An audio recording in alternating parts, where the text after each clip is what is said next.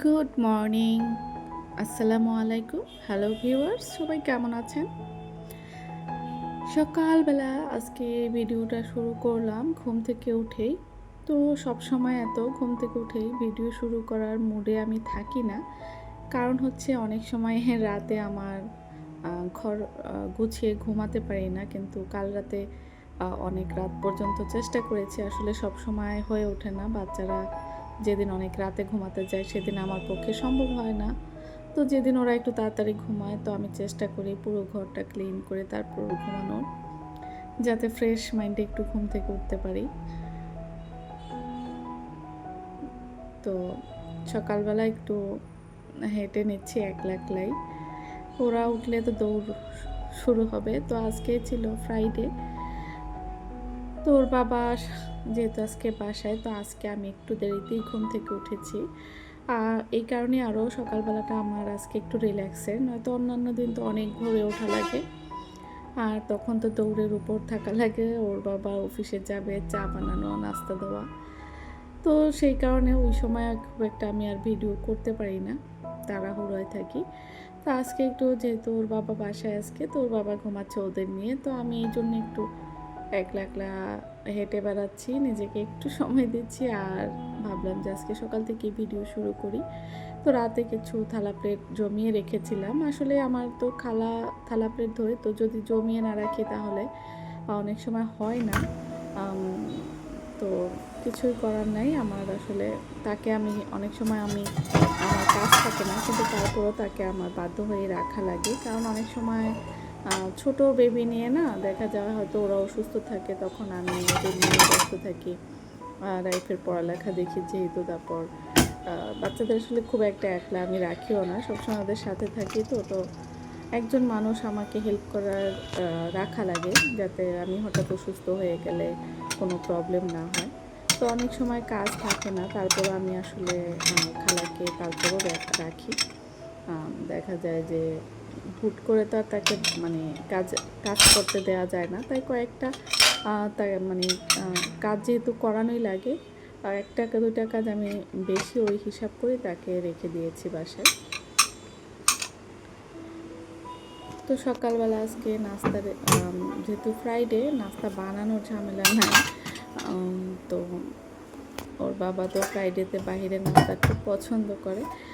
তো সেই জন্য আমি আজকে আসলে নাস্তা বানানোর ঝামেলা থেকে মুক্তি পেয়েছি। তো এখন থালা প্লেটগুলি নামিয়ে নিচ্ছি, যেগুলি নাস্তায় ব্যবহার করব। গতরাতে আমি মাথায় তেল দিয়েছিলাম, যেহেতু গরমের দিন তেল দিলে আমার পুরো চুল, পুরা মুখ একদম চিপচিপ করে। তো এখনও সেই অবস্থার মধ্যেই আছি। তো ওর বাবা রাগ করলো যে তোমাকে তো গরমে তুমি তেল দিলে তোমার অবস্থাই খারাপ হয়ে যায়।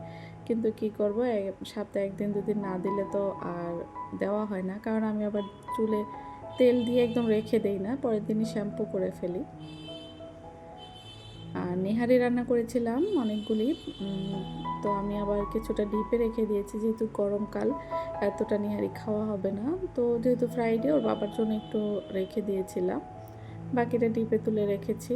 শীতের দিনে না একাধারে খাওয়া হয় বেশি, কিন্তু গরমের দিন তো এত নেহারি একসাথে খেলে তো পেটে প্রবলেম হবে। তো আমি এই কারণে এই ১ হাঁড়ি রান্না করেছিলাম, তো আমি অর্ধেকটা ডিপে রেখে দিয়েছি। আমার মাংস তরকারি তো সবসময় আমার বাসায় রান্না করা থাকেই। অল্প দেখা যায় রান্না থাকা অবস্থায় আমি আবার রান্না করি। তো ওর বাবা এখন নাস্তা নিয়ে আসলো।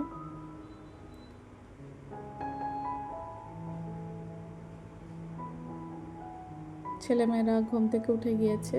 আজকের এই যে পরোটা, আর ওর বাবা আমার জন্য মুগ ডাল নিয়ে এসেছে, ঘিলা কলিজা দিয়ে রান্না করা মুগ ডাল। আর ওর বাবার এখানে নিহারি। আর ওর বাবা তো চা পরোটা খায়। তো এখানে এই যে আমার চা নিয়ে নিলাম। আর এই যে রাবসাও তার বংশের ঐতিহ্য চা পরোটা। তো ও নিয়েছে চা পরোটা খাওয়ার জন্য। আর ওর পুতুলকেও খাওয়াচ্ছে, ওর টেডিকেও খাওয়াচ্ছে।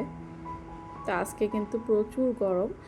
আর এই ভিডিওটা যেহেতু শুক্রবারের, ওই দিন থেকেই কিন্তু অনেক গরম পড়া শুরু হয়। বাইরের থেকে তাকানোই যাচ্ছিল না, অনবরত মানে মনে হচ্ছিল বাহির থেকে আগুনের মানে এরকম একটা ভাপ আসতেছে, মনে হচ্ছে বাহিরে আগুন জ্বলতেছে। তারপরেও গরমের দিন আমার ভালোই লাগে, এতটাও খারাপ লাগে না। আর এই যে সামনে হচ্ছে যে একটা ডোবা ছিল, সেই ডোবাটা ভরে ফেলতেছে। আর সেই কারণে বাসায় এখন দরজা জানালা বন্ধ করে রাখতে হয়, নয়তো বালুতে ঘর ভরে যাচ্ছে। বন্ধ রেখেও আমি আসলে বালু আটকাতে পারছি না, এত ধুলোবালি আসছে। তো এইখানে আজকে একটু তেহারি রান্না করব আমার আর ওর বাবার দুজনেরই। সরিষার তেলের তেহারিটা খুব পছন্দ, কিন্তু বিফ তেহারিটা বেশি খাই তো, কিন্তু ওর বাবার তো বিফ খাওয়া নিষেধ। তার উপর ওর বাবা কতদিন যাবৎ খুব একটা শরীর ওর ভালো যাচ্ছে না, তো ভাবলাম যে বিফটা আপাতত অফ থাকবে, সামনে তো ঈদের সময় এমনিতেই খাওয়া হবে কম বেশি। তো এই মাসে ওকে বিফ দিব না, তো ওকে যেহেতু দিব না সেহেতু আমিও বাসায় রান্না করব না, রান্না করলে তো আসলে দেয়াই লাগে। তো চিকেন আছে অল্প একটু, এই চিকেনটা দিয়েই আজকের জন্য তেহারিটা রান্না করব।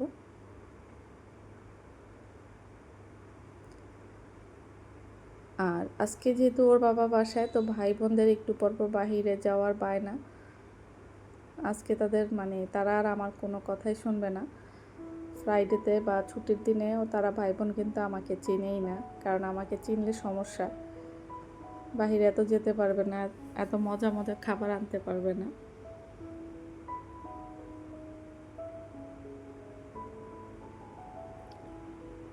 আলু সিদ্ধ দিয়েছি, কারণ আলুটা বিরিয়ানির সাথে মাস্ট আমার বাসায়। চুলাতে একসাথে না দিলেও আলাদা করে হলেও দেখা যায় যে আমার আলুর একটা আইটেম রাখতেই হয়। তো এখানে চিকেনটাকে আমি রান্না করে নিচ্ছি। এটা ব্রয়লার ছিল আসলে, মুরগির মাংস তো আমার রান্না করা আছে, তারপরেও যেহেতু গতকালকে ওইটা দিয়ে খেয়েছে, ভাবলাম ফ্রাইডেতে একটু অন্যরকম, বৃহস্পতিবারে যেটা খাওয়া হয় ফ্রাইডেতে ওইটা খেতে ভালো লাগে না আমাদের।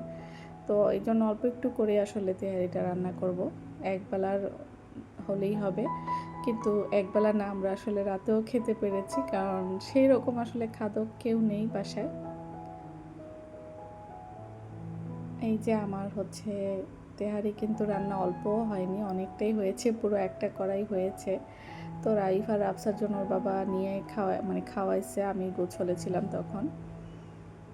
তো আলুগুলিকে আমি সিদ্ধ করে এখানে দিয়ে দিয়েছিলাম, সচরাচর কিন্তু খুব একটা দেই না, যখন বেশি রান্না করি তখন আমি আলাদা রাখি, দেই না বিরিয়ানির ভিতর, যেহেতু অল্প ছিল তাই দিয়ে দিয়েছিলাম। আর এখানে খালা থালা প্লেট ধুয়ে গিয়েছে, এগুলি গুছিয়ে রাখতে হবে।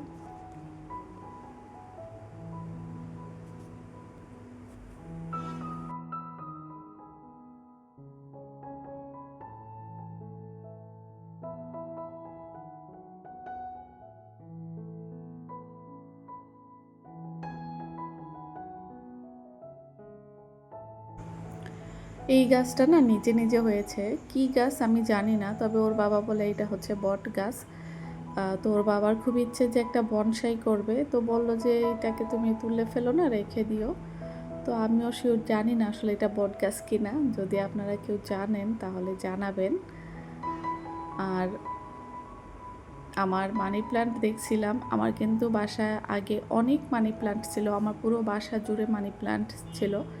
কিন্তু রাবসা প্রেগনেন্সির পর থেকে আমি এত যত্ন নিতে পারি না, নিজের যত্ন, রাইফের যত্ন নিতে গিয়ে, আর তারপর তো রাবসা, তো একসাথে এত কিছু পেরে ওঠিনি, তাই আমি অনেক মানি প্ল্যান্ট কিন্তু মারা গেছে, তারপর নতুন করে আর রিপোর্ট করিনি, আবার অনেকগুলি আমি তুলে ফেলেছি, যেহেতু যত্ন নিতে পারি না সেই তো আসলে রাখা, ঘরের ভিতরে রাখলে কিন্তু বেশ ভালো যত্ন নিতে হয় ইনডোর প্ল্যান্টস যেগুলি। তো দুপুরে খাওয়া দাওয়া করতে করতে আমাদের প্রায় বিকেল হয়ে গেছিলো, যেহেতু সকালে নাস্তাটা দেরিতে করেছিলাম। তো এখানে একটু আম কেটেছিলাম, আমটা কিন্তু টক ছিল, পরে ভাবলাম এটাকে ভর্তা করে খাবো। সন্ধ্যা পার হয়ে গেছে, সবাই একটু শুয়েছিলাম, ঘুমাই গেছিলাম, তো এখন রাত হয়ে গেছে অনেক। তো আমার সোফার মধ্যে দেখছেন বালিশ, তো এই বালিশটা কিন্তু সব সময় থাকে, কুশন কাভার কুশন থাকে না, কুশন তুলে রাখা লাগে, এখানে শুয়ে শুয়ে টিভি দেখা হয়।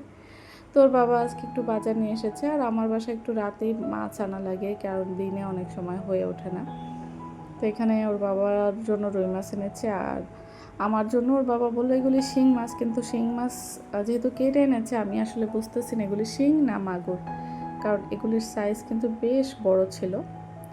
তো ও বললো না শিং মাছ, যদিও ও কিন্তু চিনে না। তো এখন আমিও জানি না আসলে শিং মাছ না মাগুর মাছ। আর এখন তো হাইব্রিড মাছ, চাষের মাছ এগুলি অনেক বড় বড়ই হয়, তো ভাবলাম যে শিং মাছ হতেও পারে। তো ওর বাবা এখানে ওর বাবার জন্য এনেছে রুই মাছ। এই একটা মাছ ছাড়া ওরা আসলে আর কোনো মাছই খায় না, আর ইলিশ মাছ আর চিংড়ি মাছ পছন্দ। আপনাদের সাথে কথা বলতে বলতে আমি কিন্তু ভিডিওর একদম শেষ প্রান্তে চলে এসেছি। জানি না ভিডিওটা কেমন হয়েছে, আশা করি ভালো হয়েছে, আপনাদের একটু হলেও ভালো লাগবে। তো এইখানে ওর বাবা সবজি নিয়ে এসেছিলো, আমি সবজিগুলো গুছিয়ে নিচ্ছি। তো সবজিগুলিকে একটু তুলে রাখছি।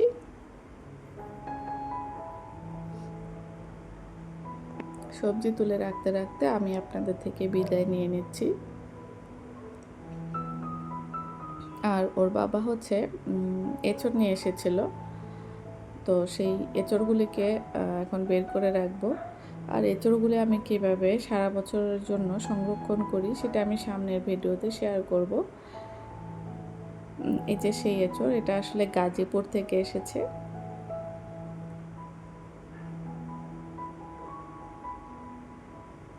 তো এই ছিল আমার আজকের ভিডিও। আজকের মতো আমি এখানে বিদায় নিচ্ছি। সবাই ভালো থাকুন, সুস্থ থাকুন, দেখা হবে আবার কোনো নেক্সট ভিডিওতে। ততক্ষণ পর্যন্ত আল্লাহ হাফেজ।